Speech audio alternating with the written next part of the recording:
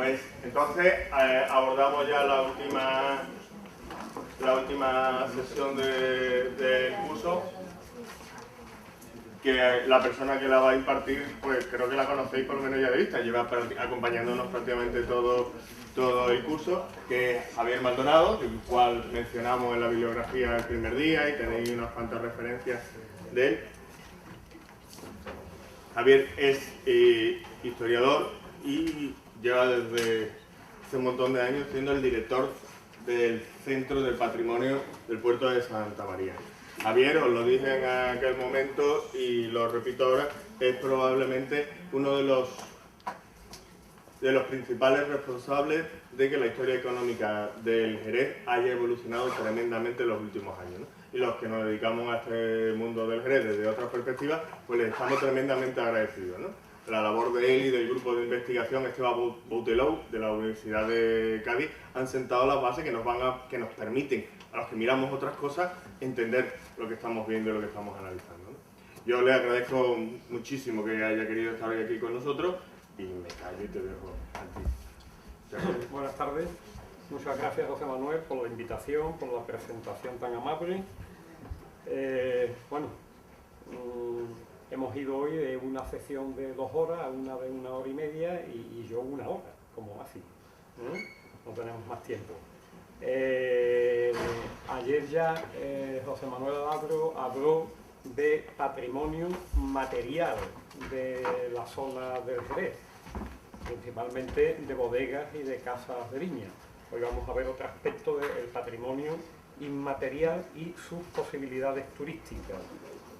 ¿Qué es lo que vamos a ver? O sea, ¿cuál va a ser el esquema de esta conferencia? Bueno, primero vamos a ver muy rápidamente unas definiciones de patrimonio cultural inmaterial o también patrimonio intangible, se llama de ambas maneras, se denomina, la importancia básica que tiene este patrimonio inmaterial o intangible. Luego, una breve matización también sobre la denominación territorial de nuestra zona, unas peculiaridades vinícolas que son importantes para comprender el patrimonio inmaterial o intangible. Luego, en qué ámbitos se expresa el patrimonio vitivinícola inmaterial del marco del Jerez, cuáles son las modalidades de transmisión de ese patrimonio inmaterial y las posibilidades turísticas y otras posibilidades, de las que ya aquí también, pues afortunadamente, otros ponentes han hablado también. Pues este es el esquema que en realidad, pues, digamos que la intervención tiene 2 partes, una sobre algunos conceptos, matizaciones y tal, y otra, yo estoy en medio, ¿no? Ahora me doy cuenta.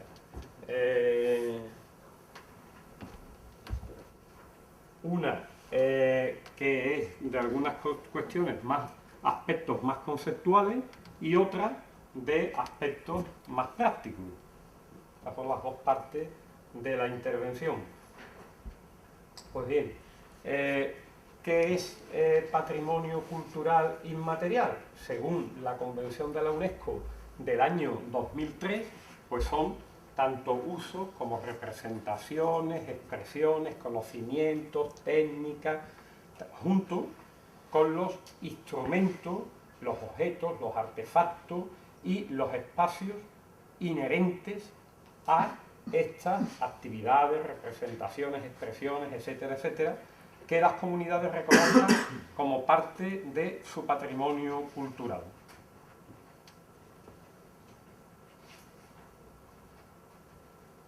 Y se manifiesta, según la UNESCO, según esta misma definición de la UNESCO, en qué ámbito se manifiesta el patrimonio cultural inmaterial.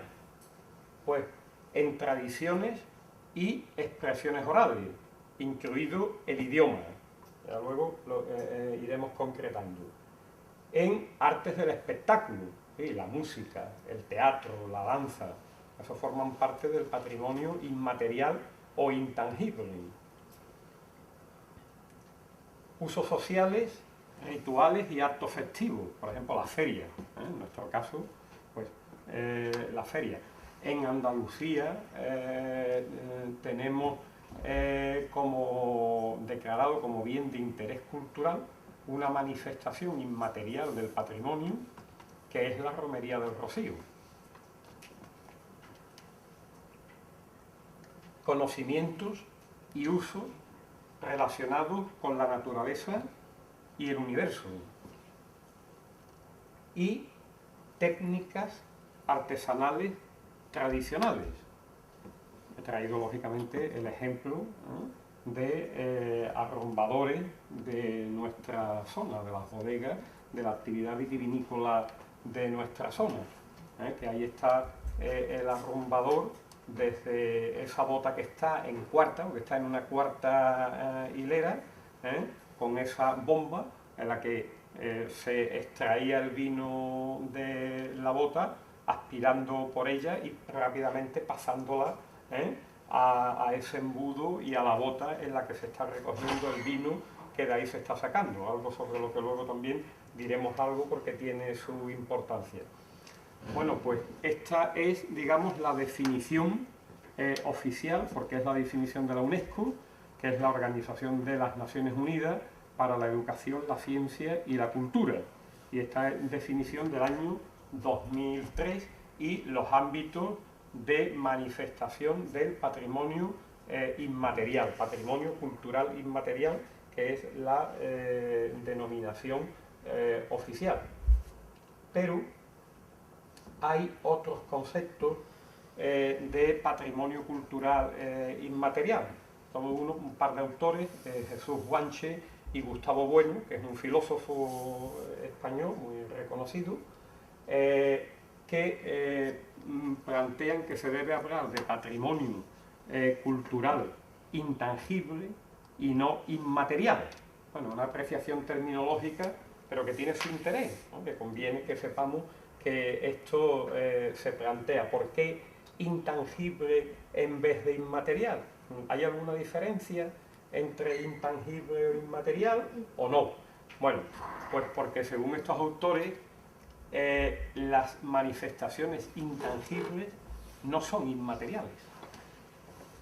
Sí, las manifestaciones intangibles, aquellas que no podemos tocar, pero que sí son perceptibles, percibimos, esas manifestaciones intangibles no son inmateriales, ¿no? Sino que son también formas particulares y complejas de la materia humana, y ahí falta y sociocultural.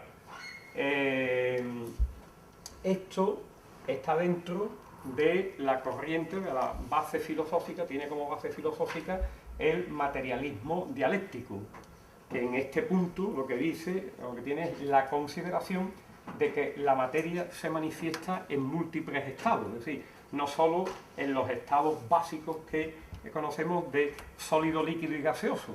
Además de en esos estados, la materia se manifiesta también en otros estados, de otras formas.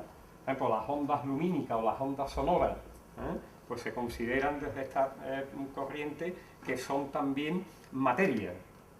Y por lo tanto hacen esta diferenciación entre inmaterial e intangible, es decir, una concepción mucho más amplia de qué es la materia. En cualquier caso, desde su punto de vista, desde este punto de vista, el patrimonio cultural intangible abarca los mismos ámbitos que hemos visto que abarca el patrimonio cultural inmaterial. Ese es otro concepto oficial de la UNESCO, aunque esta teoría del patrimonio cultural intangible en vez de inmaterial, es decir, intangible como material, como otra forma de la materia, pues pone el acento en la cultura popular tradicional, en todo lo que tiene que ver con la cultura popular tradicional.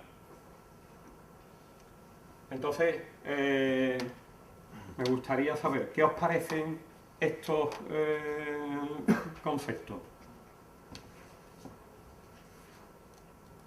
¿Os parece, son completos, es decir, abarcan todo lo que podemos considerar el patrimonio inmaterial o intangible, es decir, no vamos a entrar en un tema ahí conceptual, pero abarcan todo o dejan algo fuera,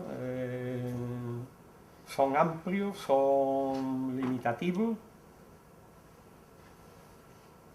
Me gustaría saber, entre que lo pensáis, ahora mismo, entre que lo pensáis, de qué estudiáis. Por ejemplo, de Derecho, ¿cuántas personas hay aquí que estudian Derecho?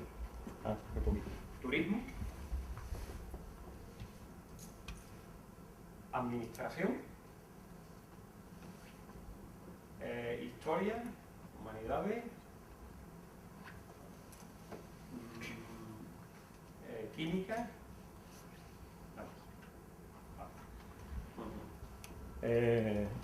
Gracias, hacerme una idea sobre cuál es el perfil. ¿Tú querías decir algo? No, simplemente la pregunta que había hecho usted. Sí. Que yo la veo incompleta. Ajá. Porque nos falta la psicología colectiva. Incluso las cosas que se hacen psicológicamente sin saber lo que en realidad son. Sino los rituales, eso es patrimonio. Eso no entra dentro.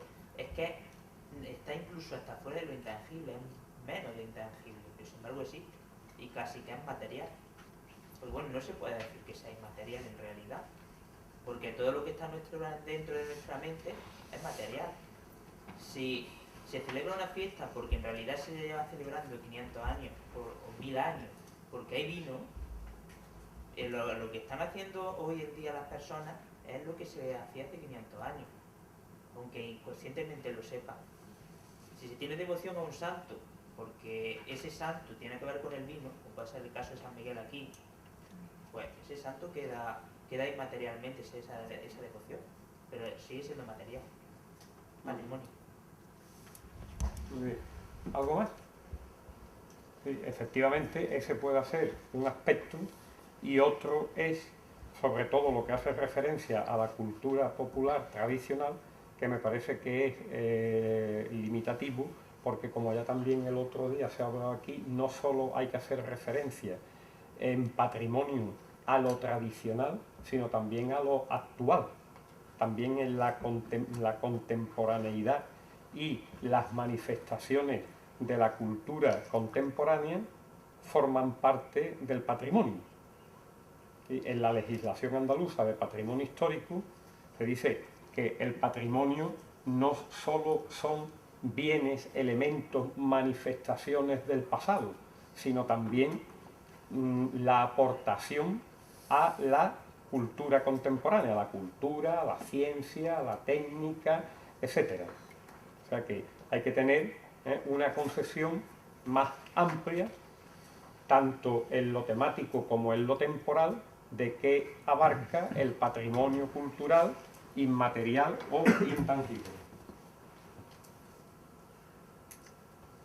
Pero inmaterial o intangible, pues esas manifestaciones del patrimonio cultural, lo que sí son, como decíamos hace un momento, son perceptibles por nosotros.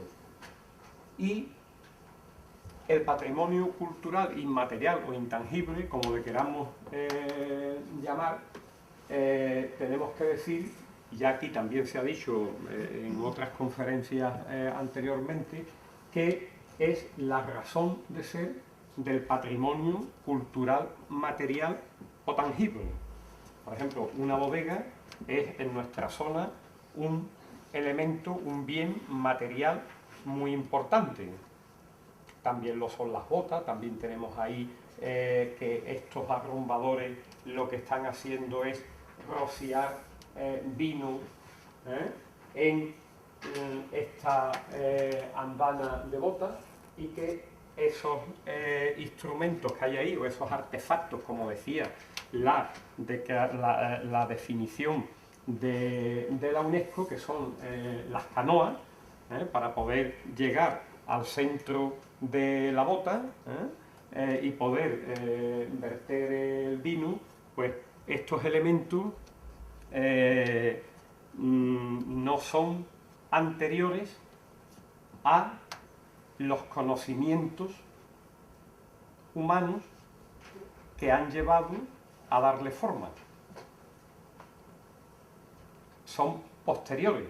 Las bodegas aquí, como explicó José Manuel Aladro, son aéreas y no subterráneas, porque después de un proceso largo de no sabemos cuánto tiempo ni cómo exactamente, esto que para los vinos de la zona era preferible, digamos que esencial, mejor dicho, criar los vinos en bodegas aéreas y no en bodegas subterráneas. Y para diseñar ese embudo que es la canoa, ¿habéis visto alguna canoa alguna vez en alguna bodega? Porque aquí no se ve muy bien, pero es un embudo de forma más o menos triangular, que tiene estas dos patas que estamos viendo atrás y luego el embudo más largo que entra en la boca debajo de la bota, que es la boca que está en el centro de la bota. Es la única manera de, en una andana de bota, poder verter el vino en las botas, porque no habría con otro embudo, con un embudo normal, no se puede hacer porque el embudo no cabe.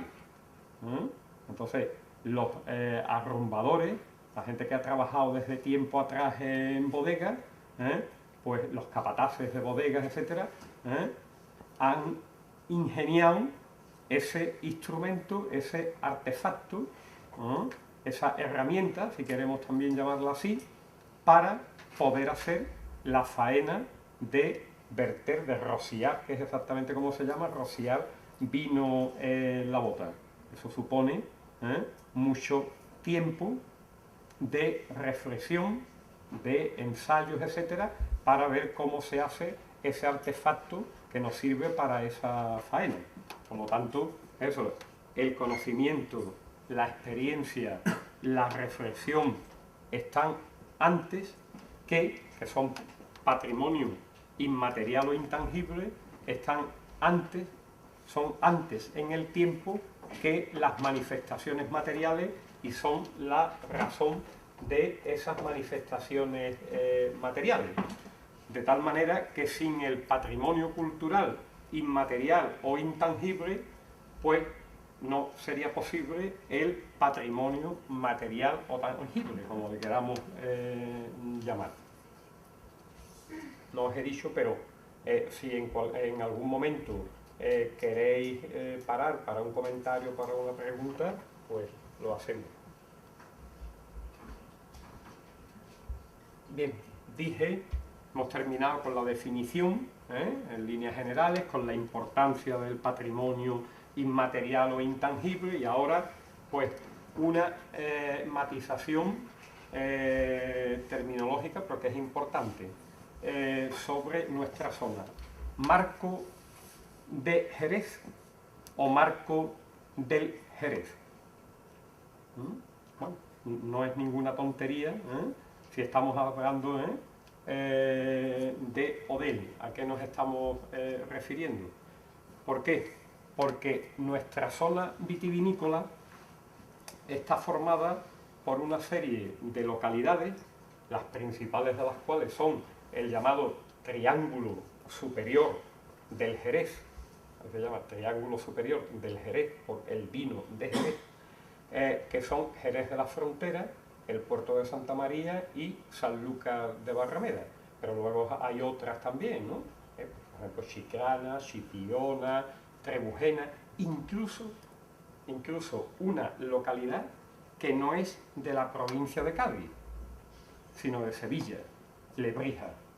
Hay pagos vitícolas de Lebrija que están dentro de la denominación Jerez Sherry.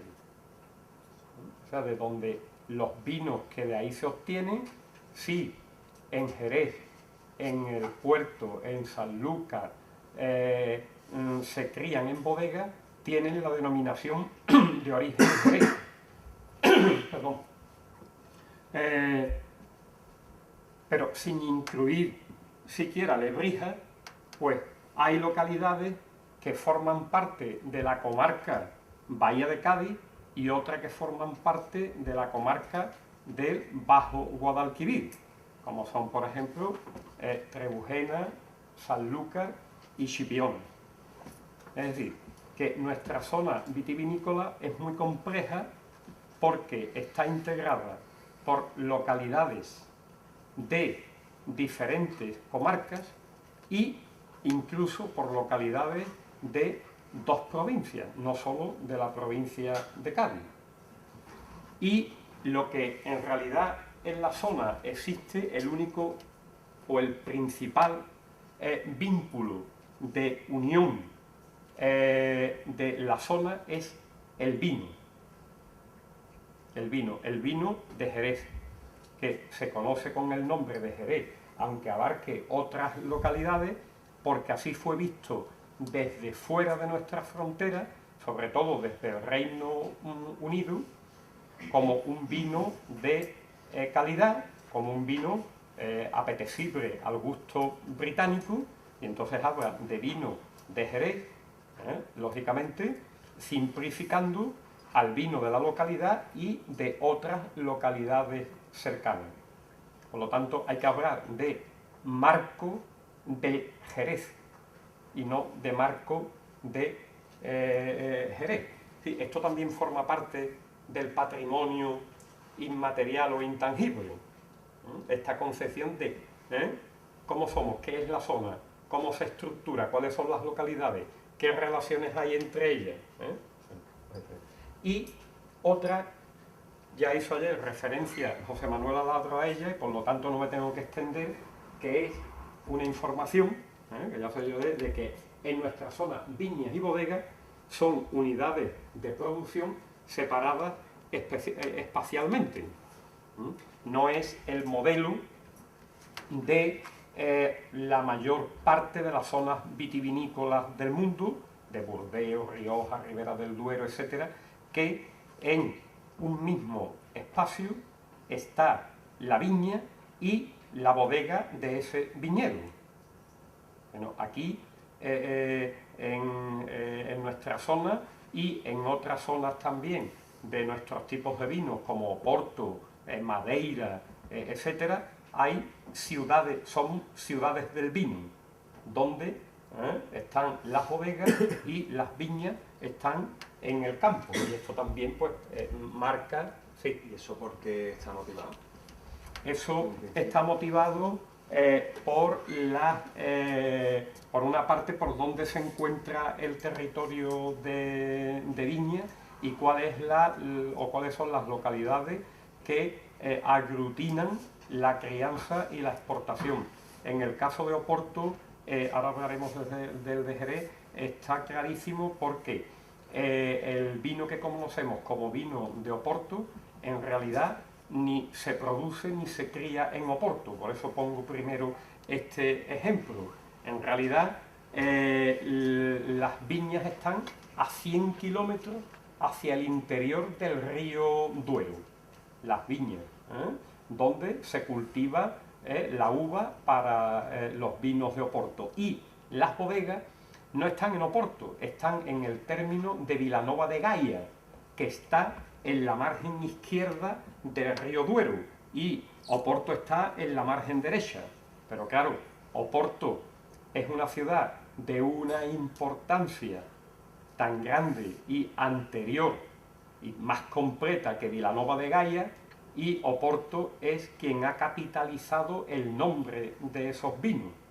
Entonces, ahí, respondiendo ya más directamente a lo que decía, pues claro, a 100 kilómetros de distancia las viñas, el vino donde se comercializa es en el puerto de mar, en Oporto, en ese puerto atlántico. Y al final ahí es donde se montan las bodegas, porque económicamente eso es más rentable. En nuestro caso, ¿Por qué sucede así? Porque las viñas de suelo de albariza, que son las de mejor calidad, están también en lo que antiguamente ya denominaban nuestros antepasados las afueras.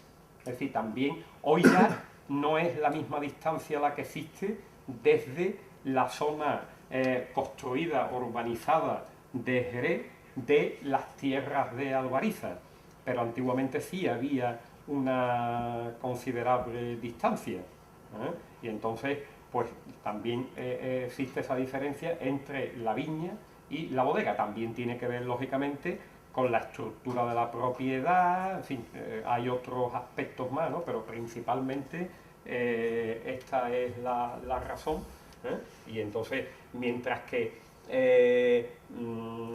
Logroño, por ejemplo, pues o en Ribera del Duero, Peñafiel, pongamos por caso tal, pues no se puede considerar una ciudad del vino propiamente. Sin embargo, Jerez, El Puerto, Sanlúcar, Chiclana, son ciudades del vino porque las bodegas, como explicó ayer José Manuel, tienen una impronta en la trama urbana que es muy importante. Bueno. Terminando con la primera parte, que es la más general, ¿no? Peculiaridades vinícolas. Bueno, nuestra zona produce vinos blancos, marco del Jerez, estamos hablando, ahora veremos, o sea, lo que es denominación de origen. Jerez, Jerez Sherry son vinos blancos.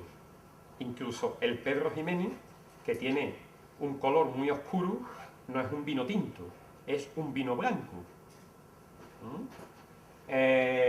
Vino blanco principalmente generoso y generosos de, o sea, generosos y generosos de licor. ¿Qué es esto?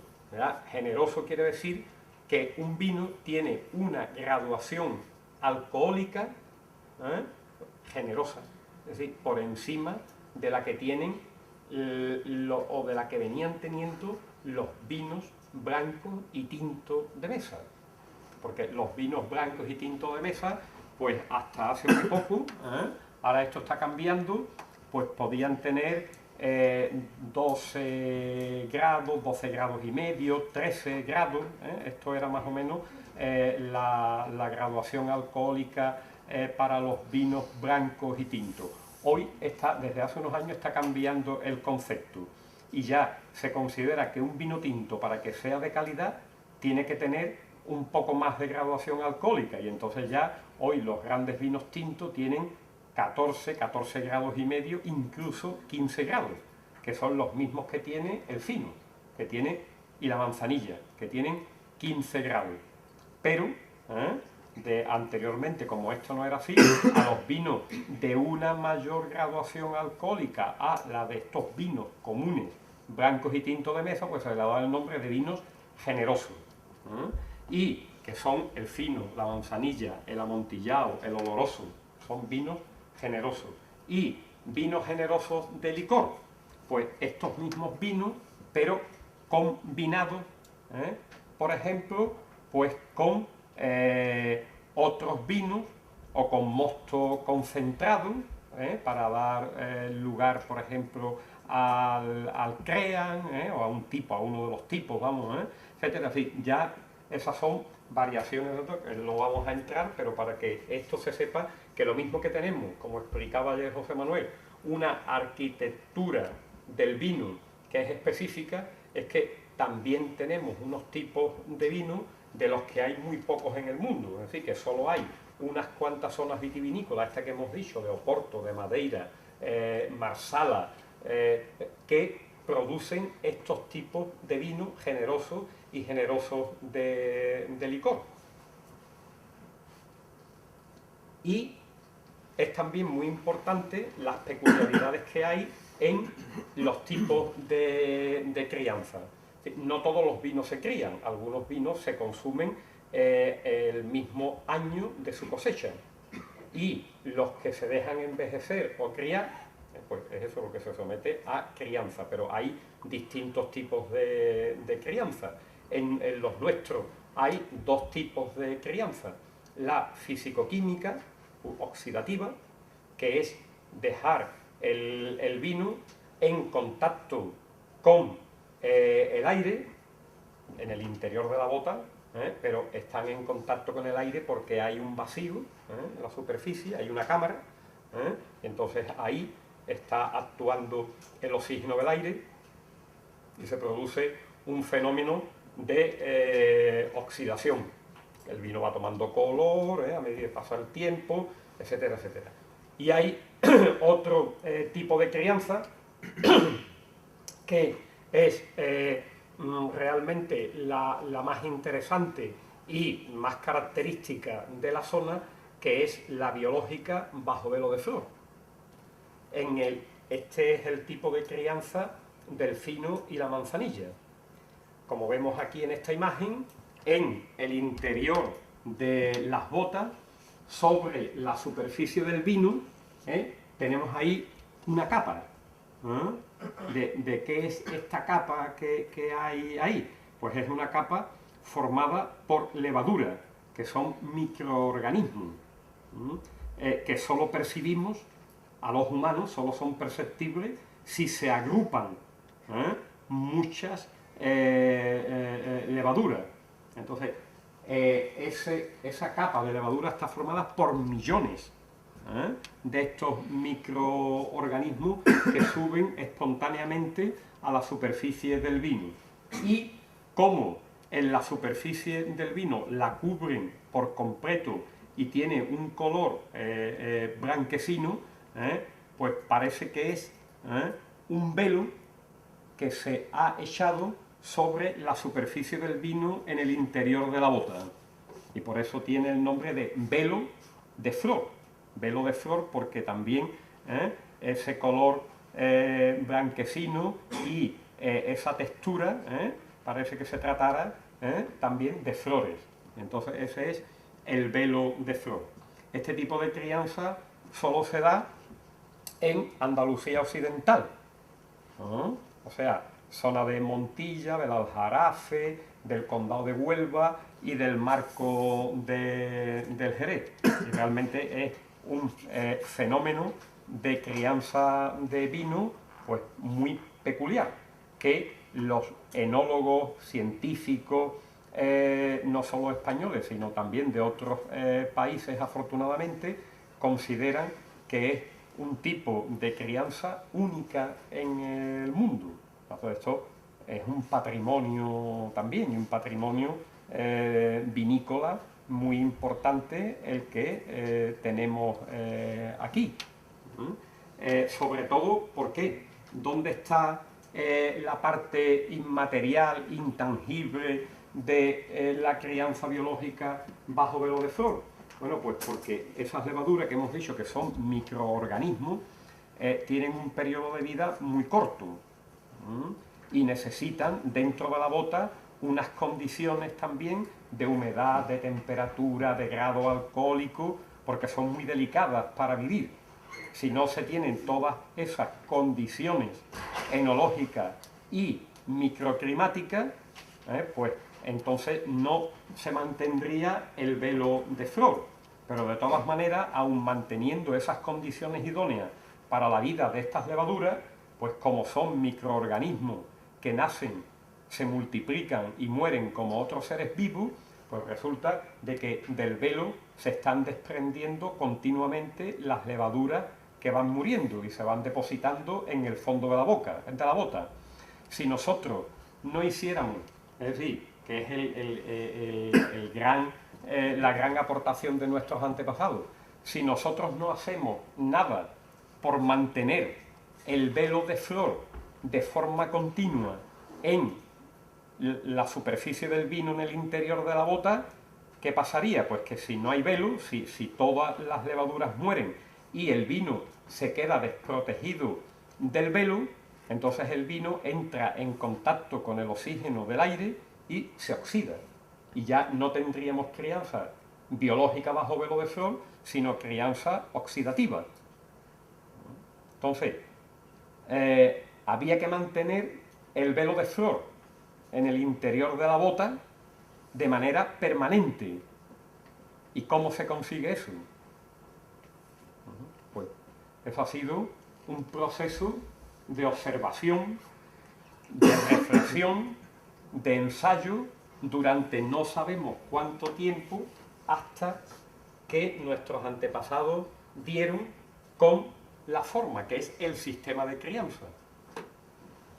¿Qué sistema se sigue? Bueno, pues hay un sistema de añada, que es un sistema estático. Los vinos de cada cosecha envejecen sin combinarse con vinos de otras cosechas. Eso, los vinos de mesa, los vinos tintos, pues hay que mirar en la etiqueta la añada o cosecha de 2003, del 4, del 5, incluso, como no se lo vamos a saber de memoria de cada zona vitivinícola, si la cosecha ha sido buena, mala, regular o excelente, hay unas tarjetitas donde dicen por cada zona vitivinícola cómo ha sido la cosecha de ese año. Y entonces, porque si no podemos tomar un vino, bien. Sin embargo, aquí nuestro sistema de crianza es dinámico, no es estático, es un sistema dinámico en el que se combinan vinos de distintas cosechas o añadas para hacer un vino homogéneo, independientemente de cómo sea la cosecha de cada año. Ese sistema dinámico es el de solera y criadera, que básicamente pues, es a una andana de bota como tenemos aquí, está organizada en hileras. En este caso es, por ejemplo, 3 hileras. La hilera que está más cercana al suelo recibe el nombre de solera. Precisamente se llama solera porque es la que está más cercana al suelo. De ahí sencillamente viene el nombre, solera. Y luego la segunda hilera es la primera criadera, la tercera hilera es la segunda criadera y podemos tener tercera criadera, cuarta criadera, quinta criadera, las criaderas que se quieran y que el vino soporta desde luego también tener. Y el sistema es que cuando se va a sacar vino para consumir, para comerciar con él, pues se saca vino de las botas de solera. De todas las botas, la misma cantidad. Se combina en un depósito, que antiguamente era una bota, la imagen que veíamos antes del arrumbador que estaba sacando desde cuarta, desde una tercera criadera, con esa bomba, estaba sacando vino y llevándolo a una bota que había en la calle de la bodega. Eso era lo que hacía de depósito. El vino ese se hace todo homogéneo y entonces ya pasa para embotellado, etc. El vacío que se ha producido en las botas de solera se rellena con vino de la primera criadera. O sea, igual, se saca la misma cantidad de cada bota, se combina para homogeneizarlo y ahora se repone ese vacío en la solera mediante la faena que se llama rociar o rocío. Rociar el vino. Cuando se saca, pues se le llama así, saca y rocío.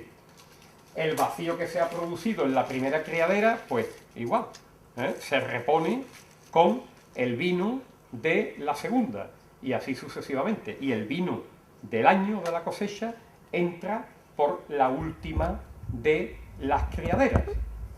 Este sistema, ¿por qué permite mantener el velo de flor continuamente en el interior de las botas de fino y de manzanilla? Porque se produce lo que se llama la corrida de escalas, y el vino más joven va corriendo sucesivamente escalas en este sistema, en un intercambio por el cual el vino más viejo que hay en el interior de las botas ayuda al vino joven a criarse ¿no?, más rápidamente que si lo hiciese de forma estática, y por otra parte porque el vino joven, como todo lo joven que es más vigoroso, que tiene más vida, tiene más vigor, pues ayuda, aporta nutrientes a el vino más viejo y hace que en ese intercambio y en ese corrida de escala de sacar vino y meter vino, el velo se mantenga de forma permanente en el interior de las botas. Si no, probablemente solo podríamos tener velo de flor durante unos meses en el interior de las botas. Bueno, y poder criarse vino mediante ese sistema de crianza biológica bajo velo de flor. Creo que realmente, es decir, tenemos algunas ideas, pero no sabemos mucho de esto. Pero lo importante es que esto es un patrimonio inmaterial, la forma, las técnicas, los conocimientos, un patrimonio inmaterial vitivinícola único en el mundo, en la zona de la Baja Andalucía, pero que tiene su centro aquí, porque el vino que vendíamos aquí, al que hizo yo también referencia José Manuel Alagro, al Reino Unido, que ha sido el principal cliente de los vinos de Jerez durante mucho tiempo, pues no solo salía de Jerez, sino que era tanta la demanda que también venían vinos de la zona del Aljarafe, de Montilla Bolile y del condado de Huelva. Y siempre estas otras zonas andaluzas han tenido una cierta relación de dependencia con el marco del Jerez. Y desde aquí es de donde todas estas técnicas realmente se han desarrollado. Bien. Esta ha sido la primera parte. Segunda. ¿En qué ámbitos se manifiesta el patrimonio inmaterial o intangible vitivinícola? Bueno, pues habría que ver de tres: las culturas del trabajo vitivinícola, de las que ya estamos hablando, porque la corrida de escala, estas faenas de rocío, de saca, las técnicas utilizadas, los instrumentos, etcétera, eso forman parte de las culturas del trabajo vitivinícola. Y luego las culturas del vino, el brandy y el vinagre, que ya no es del trabajo, de los trabajos, sino de los productos y lo que hay alrededor de ellos. Y luego una tercera manifestación importantísima, de la que también hoy aquí se ha hablado en alguna ocasión, también ayer, es la historia.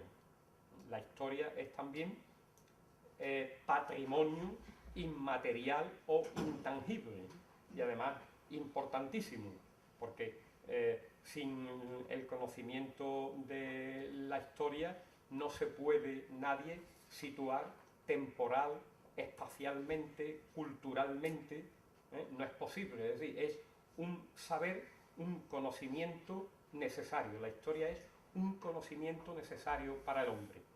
Bueno, pues obviamente en cada uno de estos ámbitos, pues en las culturas del trabajo vitivinícola tenemos el cultivo de la vid, donde hay labores y faenas. ¿Qué diferencia hay entre labores y faenas en la viña? ¿Lo sabéis? Hablábamos antes que es también patrimonio el léxico, el vocabulario, como ahora también veremos. Bueno, pues la gente de la viña distingue entre labores y faenas. Las labores se hacen en la tierra y las faenas se hacen en la planta.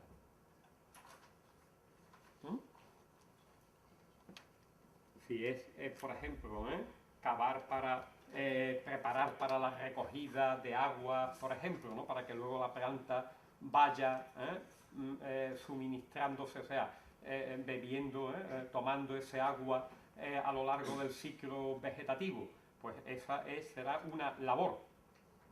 Si hacemos una poda o un injerto en la planta, pues es una faena.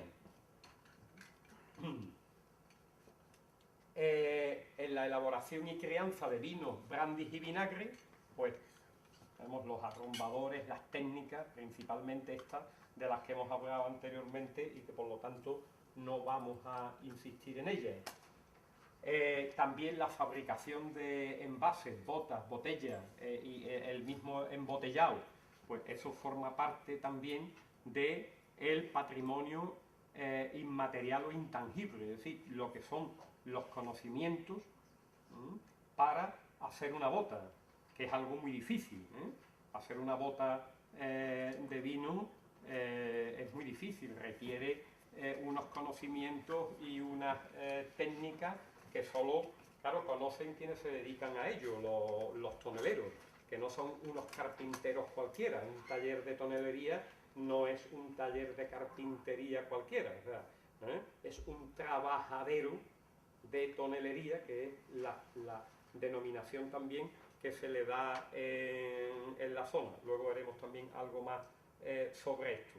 Pero las culturas del trabajo, por lo tanto, integran lo que son los conocimientos, las prácticas, las habilidades, tanto en la viña como en la bodega, como en la tonelería. Y luego hay otro aspecto aún, claro, mucho más intangible, que es el de las relaciones sociales de producción.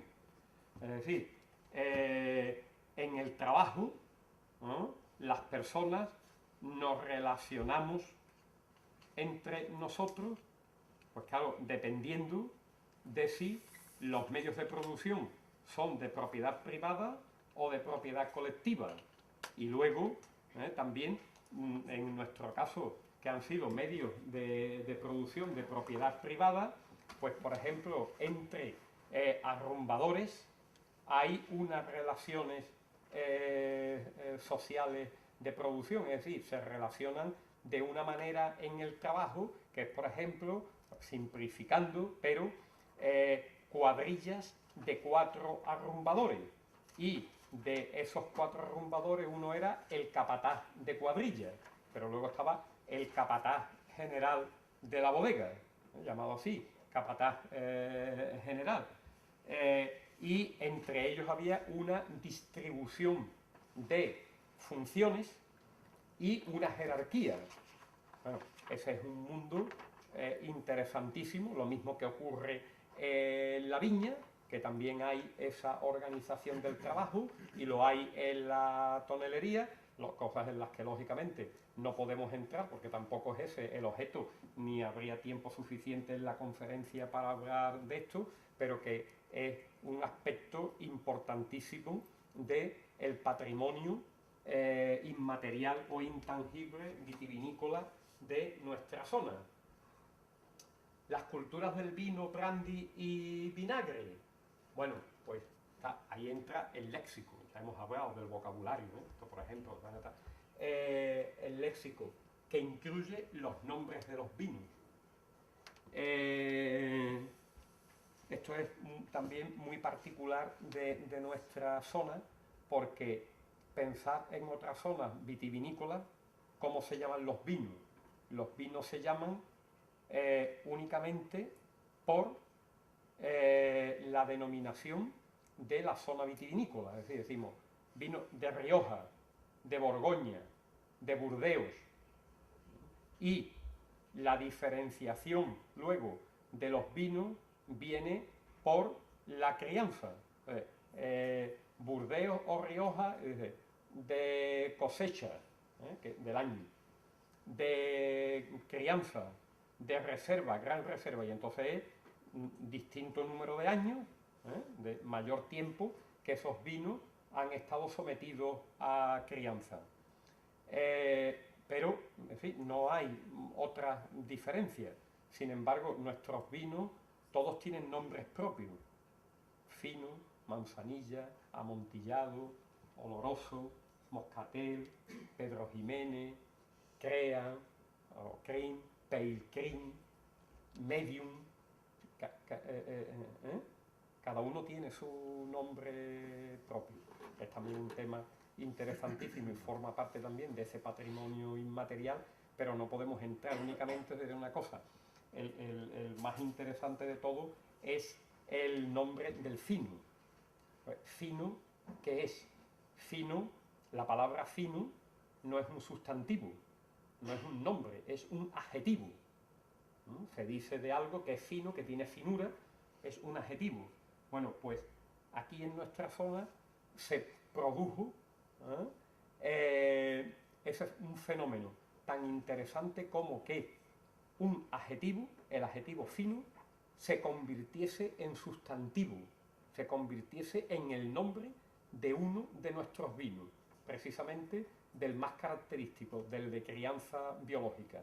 Porque cuando los capataces clasificaban los vinos, que solo hacían verlos y olerlos, pero no probarlos, con eso era suficiente para los capataces, con eso se bastan para saber clasificar los vinos, ¿no? Decía, este vino vasto, este vino fino, y no sabemos tampoco exactamente cómo, pero hubo un proceso durante un tiempo al final del cual la principal característica, ¿no?, que se atribuía, la principal cualidad, mejor dicho, que se atribuía a ese vino, que era el de ser un vino fino a el olfato, se convierte en el nombre del vino.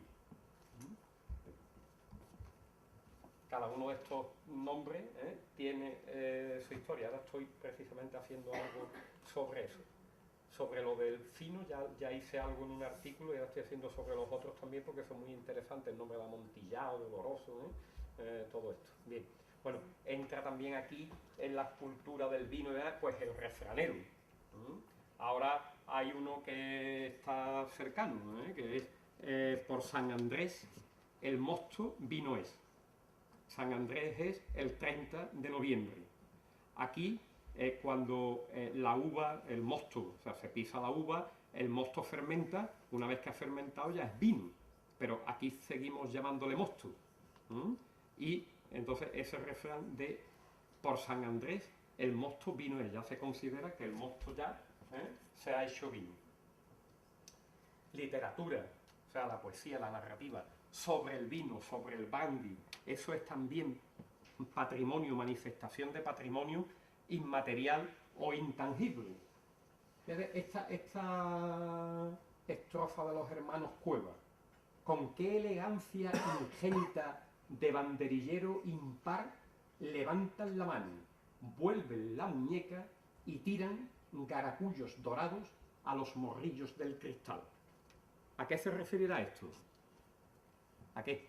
A la caída del vino, ¿no? ¿A la caída del vino dónde? Cuando sacan el vino de una bota para meterlo para embotellarlo. No, de una bota no. De la venencia. De la venencia, cuando el venenciador, el movimiento que hace el venenciador, está ahí con esa elegancia génita de banderillero. Levantan las manos los banderilleros con las banderillas, ¿no? Porque el banderillero que va con las manos bajas, ese no es un buen banderillero, hay que levantar, pues hacen esta comparación, garacullos dorados a los morrillos del cristal. Ahora luego veremos también algo de esto. Bueno, y por supuesto, pues arte, ¿no? música, cine, fiestas, etcétera, todo esto forma parte, es decir, la fiesta de la vendimia, por ejemplo, ¿no? Ahí también hay, y el consumo, es decir, también hay una cultura del consumo. En fin, probablemente en las dos últimas generaciones esto se ha perdido más, pero en fin, hace un tiempo nuestros padres nos enseñaban cómo se tenía que beber. Se bebía en las casas normal y también en la calle, etcétera, pero los padres nos enseñaban cuándo podíamos y cómo había que tomar una copa y de qué manera, o sea, daban unas pautas que sin embargo luego pues ha habido ahí una pérdida de esa cultura del consumo en unos años porque se han introducido otras bebidas, ha habido cambios de gustos, etcétera, y eso se ha perdido un poco, pero forma parte también de esa cultura inmaterial.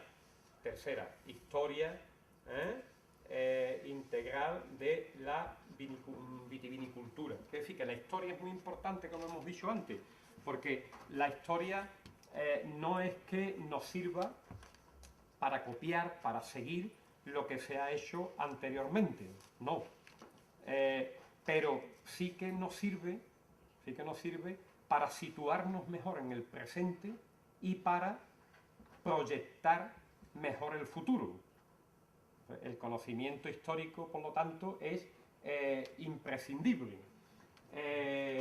Un conocimiento que tiene que ser de los procesos históricos y de los protagonistas, que tiene que ser de la economía, la política, la sociedad. Nos estamos refiriendo a la historia de la vitivinicultura, de los productos y de las técnicas. Lo que se hablaba ayer José Manuel de la crisis del sector vitivinícola de nuestra zona, de otras, pero particularmente porque estamos aquí, de la nuestra, es un tema muy complejo que tiene causas de de variado tipo, en lo que tampoco podemos entrar. Solo os voy a decir una cosa porque es importante y se refiere a lo que tú has dicho de la psicología social, y es que desde hace unos años se tiene la idea de que en Jerez, en la zona del Jerez, en el marco del Jerez, es que se va a perder el viñedo, porque se han arrancado muchas viñas, se siguen arrancando, y es que se va a perder el viñedo, ¿no? O sea, en algunas personas hay esa preocupación, y entonces, ¿por qué? Bueno, pues porque teníamos en los años 70, teníamos 22.000 aranzadas de viñedo, y en los años 80 pasamos a tener 11.000 aranzadas de viñedo, y entonces, como esto sigue así, se va a perder.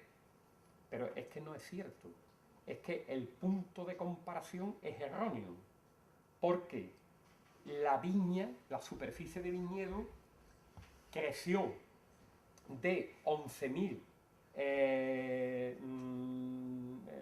hectáreas, he dicho aranzadas, pero son hectáreas, de 11.000 hectáreas en los años 60 a 22.000, al doble en los años 70. Es decir, en 8 o 9 años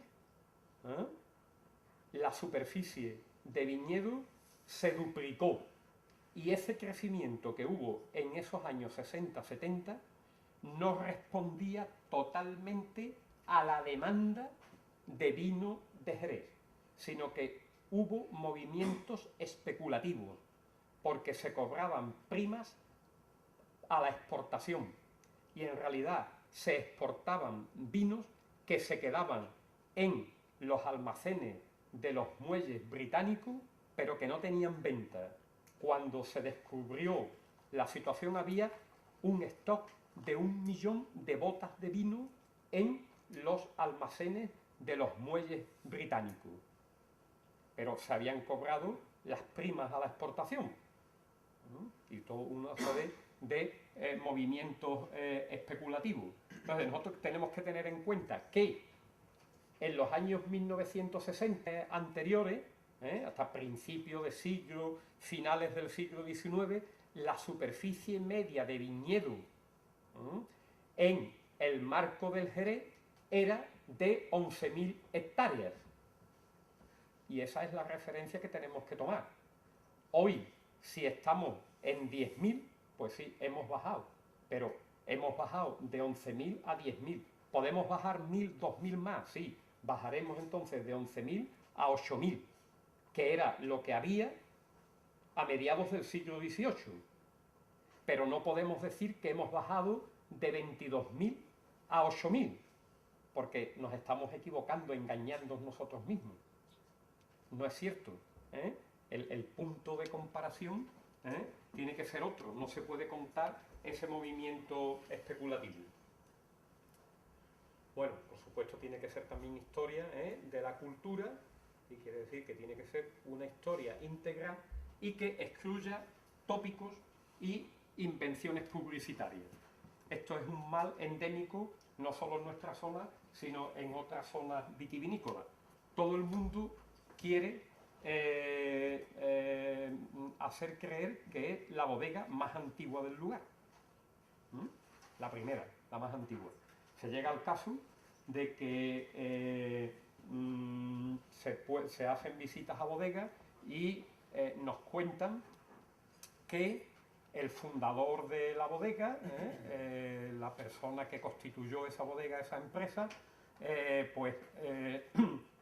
lo hizo en tal año, y en varios casos de esto, pues esa persona no había nacido ese año. No había nacido, o sea que está comprobado. Pero bueno, parece que se es más importante por ser más antiguo.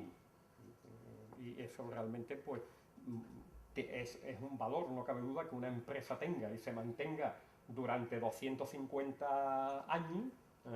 Pero bueno, eso no quiere decir tampoco que los vinos sean mejores que otra que se haya creado hace 50, o sea, que no tiene nada que ver, ¿no? Entonces se cuentan historias y sobre todo pues se cuentan también anécdotas que desvían la atención de lo principal. Y no, hay que tender, esto es muy importante porque es uno, como decimos, de las principales manifestaciones de patrimonio. La gente que viene, nosotros mismos queremos saber cómo ha evolucionado la historia de los vinos de Jerez. Ya hizo algo ayer José Manuel sobre esto y apuntó efectivamente esa coincidencia curiosa de que a finales del siglo XVIII, principios del XIX, se produce el gran cambio de nuestra vinatería. A finales del siglo XIX se produce una crisis de ese modelo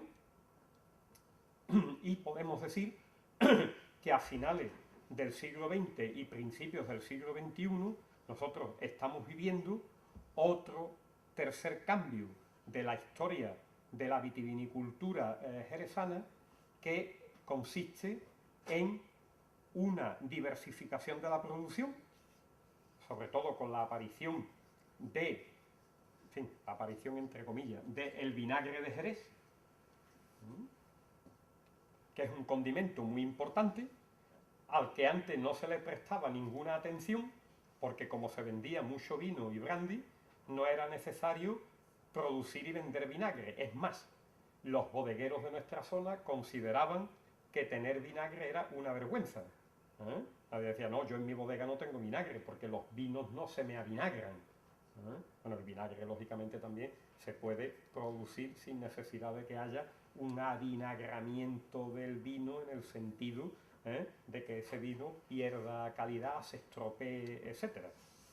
Bueno, pues hoy, sin embargo, el vinagre es uno de los principales productos, y esperamos que así siga en el futuro, el marco del Jerez. Y el brandy, que surge a finales del siglo XIX, el brandy de Jerez, fue el producto que salvó al sector de la crisis en la que entró a finales del siglo XIX. Esa crisis, conviene que lo sepáis brevemente, también fue por motivos especulativos, causas especulativas, porque era tan grande el negocio de vino de Jerez, tan importante, que entraron especuladores al negocio, pero con la finalidad de hacerse rico en poco tiempo. Y entonces empezaron a exportar al Reino Unido vinos de baja calidad, y vinos encabezados no con alcohol vínico, sino con alcohol de patatas y otros alcoholes vegetales que se traían a bajo precio de Alemania y de Suecia. Entonces fue una adulteración de los vinos de la zona. Esa adulteración, lógicamente, se detectó en el mercado británico, y los vinos de Jerez perdieron el prestigio que tenían, cayeron las ventas, cayeron los precios. Bueno, fue una situación, una crisis muy importante la que hubo, pero ahí el sector fue capaz de encontrar una alternativa con el brandy de Jerez. Ahora tenemos el vinagre, la categorización de los vinos también, de más de 30 años, de más de 20 años de vejez media, etcétera, etcétera, y otra diversificación fuera de la denominación de origen Jerez de Sherry, que es la de la producción de vinos blancos y vinos tintos de mesa, donde se están haciendo ya vinos de mucha calidad.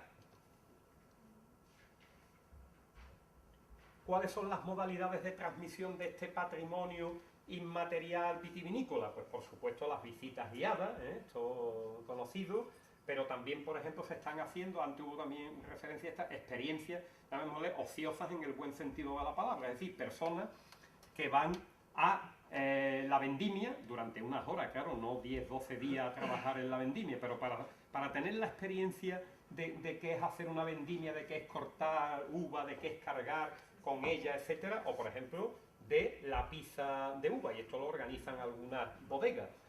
Nosotros hemos hecho en el puerto, cuando tenemos un congreso, una reunión, sobre todo de personas que vienen de fuera, en alguna de las comidas cogemos a un venenciador y le invitamos a las personas a que venencien, para que vean la dificultad que tiene venenciar. Y incluso en ocasiones, bueno, pues a quien lo ha hecho mejor, pues se les regala, por ejemplo, la venencia. De una manera, es un juego, pero que aprendan y comprendan nuestra cultura. Este es otro que hicimos en otra ocasión en el Paseo Marítimo de Valdelagrana. Y también hicimos, digamos, el gran concurso del arte de venenciar vino fino. Ahí ya con profesionales de distintas zonas, de Montilla, de Sanlúcar, de Jerez, del Puerto, del Condado de Huelva, de Chiclana, y se hizo en el Casino Bahía de Cádiz, cobrando la entrada, que se llenó el casino. Fue una experiencia interesante. También otra manera son demostraciones in situ de labores y faenas de viña, por ejemplo esta que es el injerto, cosa en la que no podemos entrar y además ya nos tenemos que ir. Exhibiciones etnográficas, por ejemplo del arte de venenciar, pues esto también lo hemos hecho en la feria, en fin, en distintos sitios. Otras exhibiciones etnográficas, el arrumbado de bota a la usanza tradicional, es decir, cómo se monta una andana de bota, que bueno, son toda una técnica, como hablábamos antes, de las culturas del trabajo de los arrumbadores, ¿no? Y esto lo hemos también hecho en plazas y en paseos públicos y en algunas de las ediciones de la feria de primavera y fiesta del vino fino del puerto. Y a los participantes les dábamos un folletito en el que se explicaba la faena del arrumbado de bota y un vocabulario básico para seguir la exhibición, para que supiesen qué es lo que estaban viendo, qué artefactos, qué herramientas, etcétera, se estaban... Igual que el batido del casco de bota, que es cuando a la bota se le mete fuego por dentro para ablandar, o como se dice en el argot tonelero, humillar, humillar la madera para que vaya cogiendo la forma que tiene que tener la bota y metiendo los aros. Ahí también editamos un folleto, igual explicando esto y los instrumentos, los utensilios que se utilizaban para que la gente pudiese seguir terminamos, esta es la última. Posibilidades turísticas y... Bien, posibilidades turísticas. Bueno, pues por supuesto el patrimonio inmaterial vitivinícola como el material tiene capacidad de atraer a visitantes interesados, pero también tiene la capacidad de interesar a otros visitantes que no han venido por ese motivo, y que entonces conocen la cultura del vino, pueden ir a bodegas, exhibiciones, comprar vino, etcétera, que es importante para mantener el negocio, porque si no se vende vino no habría cultura del vino, ni culturas del trabajo del vino. Esto significa desarrollo económico, pero también hay otras posibilidades que tiene el patrimonio inmaterial o intangible, que son las posibilidades formativas. Afortunadamente ya otros ponentes anteriores han hecho referencia a esto, y es la educación permanente.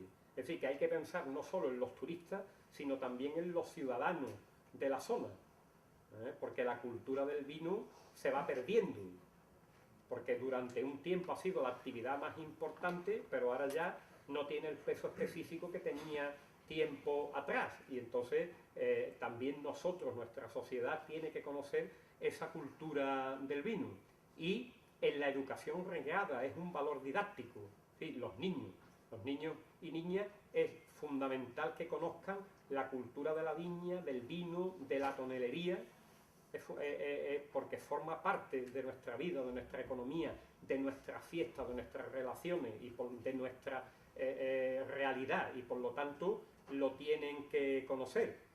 En este sentido, ya yo escribí hace un tiempo, porque lo mismo que se ha dicho aquí esta mañana, no podemos hacer depender el patrimonio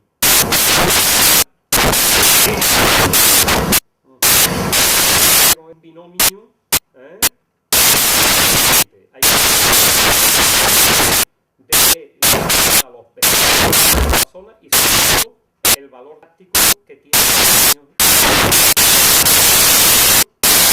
cultural y material libre, pues tiene un desarrollo